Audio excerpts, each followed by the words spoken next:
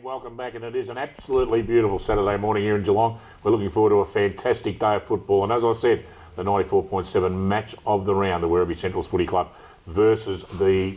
Who are they playing again? East Geelong. Belfast Hill. Jeez, I'll get it right eventually. The idiot seat's not working at the moment. A sheep that's named after me. Fantastic game indeed.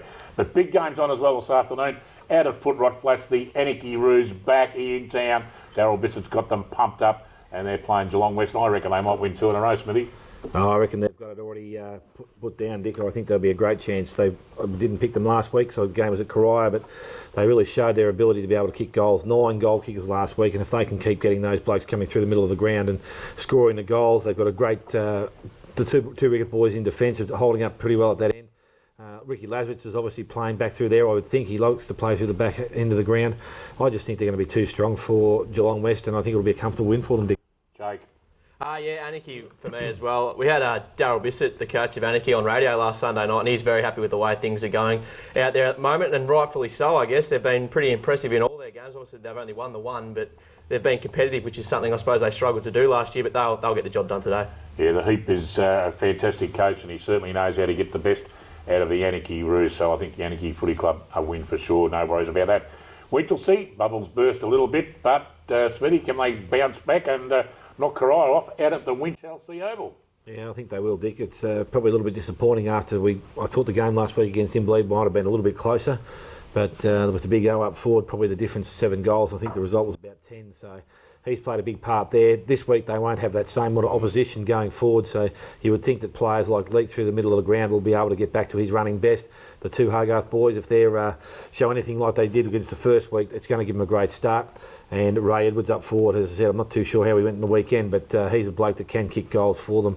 And along with Matty Wallen coming through the half-back line, I think he generates a fair bit of their work from there. So if he can get a good enough handle on ball, King through the middle of the ground, I would think this is going to be a pretty easy win for the Winchelsea boys. Jake, you wouldn't think that Karaya can trouble the Blues too much? No, they've been pretty flat this year so far. And although I suppose Winchelsea have been pretty disappointing since that first win in round 1, and I suppose they'll be looking to bounce back today and get their season back on track.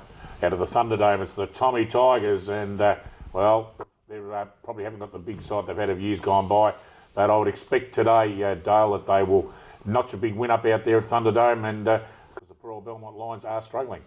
Yeah, the Belmont Lions are struggling, but look, all you can do is go out there week after week and try and push Bedford forward. And obviously, I know the coach was missing last week. I think he had a week suspension, but he needs to come out and lead from the front and make sure he's spending time on the ground and ways he goes about it. Will just hopefully bring the rest of the young kids along.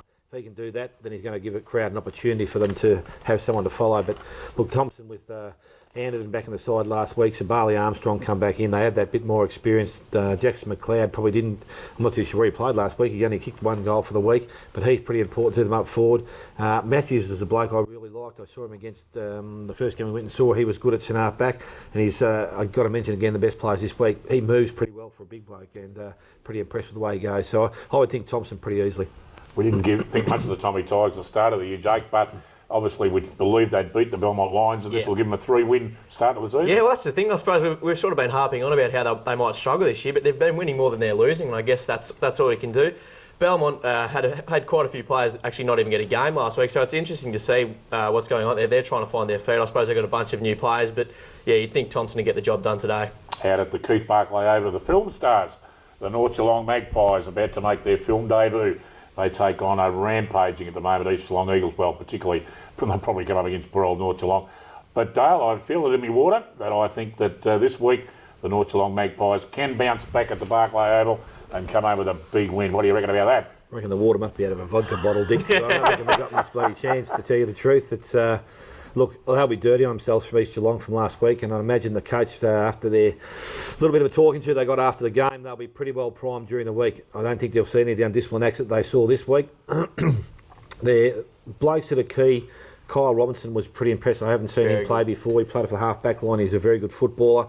Primke was good. He's a bloke that can switch forward and back. O'Hara is one bloke that he may get a kick in the pants and might be playing 1s or 2s. I'm not too sure, but he might get maybe get a spell. But he needs to do a lot more because he just seemed to be going at half pace during the week. Sahanik, who rucked for them in the week, he was pretty impressive there, and he was just there doing some ruck work. He racked most of the day, and for a young kid that hasn't been out of the game for the last 2 or 3 years, was pretty impressive. Look, North Geelong with only Swinnerson doing the ruck week, I've said this week in, week out, he needs someone to go in there and help him out. Now, it's a bit like the Hawthorn situation. They need other blokes to help out around the ground. And if he can't get that, it's taking a lot out of the big fella. So, because of that, I really think East Geelong will be far too good. I think Smithy sums it up well, Jake. The North Geelong Magpies badly need a big man, and of course they've got one of these Geelong called Adam Scrobbley. Yeah, they do. I suppose something, I don't know whether it's just me, but North Geelong always seem to cop the teams that have just come off a disappointing loss or something, and they always get the teams that are really up. And I suppose today is going to be no different. East Geelong, as we've already touched on, they were disappointing to all levels last week, and they'll be looking for blood today, I would have thought, and they should win pretty comfortably, I think. Okay, and of course out at Victoria Park, I said it before, what a wonderful name for a football ground, the Bannockburn Tigers. They're in absolutely magnificent form at the moment, and they take on a side that's not travelling too bad at the moment either, with the mini-me at full forward, Owen Lewis, the man mountain. Dale, he's good, he's belting a bagful every week, and this will be a ripper game, this one. I think it'll be great. If they weren't going up the highway to watch the Werribee Central's Belpost Hill game, this would have been an ideal situation. Well, you didn't have a wedding to go to, of course. Yeah, if we had had a wedding, I might have actually been pushing for this one to go, because it would have been nice to stay at the one ground again. It was magnificent on the weekend. Look, they're going pretty well, Bannockburn. As I said, we've mentioned a few players. For Brad Fatula was also pretty good, and Lincoln Peters, he provides a little bit of grunt through the middle of the ground with Lee Perkins. Good contest. They're evenly matched. Owen Lewis is going to be the difference. They've got to get a bloke to plant him. Ross Dando might be the bloke that gets the job. We saw him swing forward though last week. So he might consider himself a real forward now. But I just think if they can control or slow the delivery coming into their forward line and get the ball to ground, I think I'll give them a great chance. I've got a tie to both these places. Born in one town and live in another. So I'm going to sit in the fence and say it's a draw. It's a bit of a draw. Strike. You must be drinking out of the same water bottle I'm drinking out of, mate. Jake, who do you reckon, mate? This is going to be a very tight game. I think Dale's on the money there. It will be an absolute cracker. I suppose Inverleigh haven't put a foot wrong so far in season 2010, and we saw how good Bannockburn were last week. I'm going to tip Bannockburn. I think that they should get the job done. They were very, very good last week, as we've touched on. Owen Lewis, as we've touched on as well, he'll be the key. He's already kicked 21 goals for the year, so he's been in fantastic touch. We know how good he is, but yeah, in a close one, I think Bannockburn. Okay, so it'll be a fantastic game. And don't forget, folks, the 94.7 match of the round is the Werribee Central's footy club at the Duck Pond playing the Belpost Hill Panthers. How's that interleague side going, Dale? Well, training on Wednesday night was pretty good, and we're just looking forward to, I suppose, the next 2 or 3 weeks when the list sort of comes together a little bit further. Fantastic. That looks exciting indeed. A couple of quick cheerios. Firstly, a couple of grandchildren's birthdays. Probably say it happens every week, but my grandchildren, Nicholas Law and Kate Law, both having their birthdays in the next few days. So happy birthday from Nana and Pa. Fantastic indeed. And of course, this has been a big morning of sport on Channel 31, where it's non-stop netball action at 8 o'clock. Of course, the show before this one, straight through to all some footy shows, right through to 12 o'clock. Stick around for Daryl Pittman, Benny Bang Bang Bang Bennett, and Johnny Murphy. Is it Johnny Murphy or Kevin Murphy? Kevin Murphy following us with the local league footy show. Oh, I do. I love a Saturday. Oh, any chance I get to sing on television these days, folks? You have a fantastic afternoon in footy. We look forward to seeing you all again next. You going to say something, Jake? One of my mates' 21st birthday today, so wish Andrew Young a happy 21st. I'm actually making a speech tonight, so I get to share my pearls of wisdom. Well, he's going to a 21st. Smithy's going to a wedding. And I'm going to the football. The Maggies by 5 goals against East Geelong. Have a great afternoon in footy. See you all again next Saturday morning. Bye for now.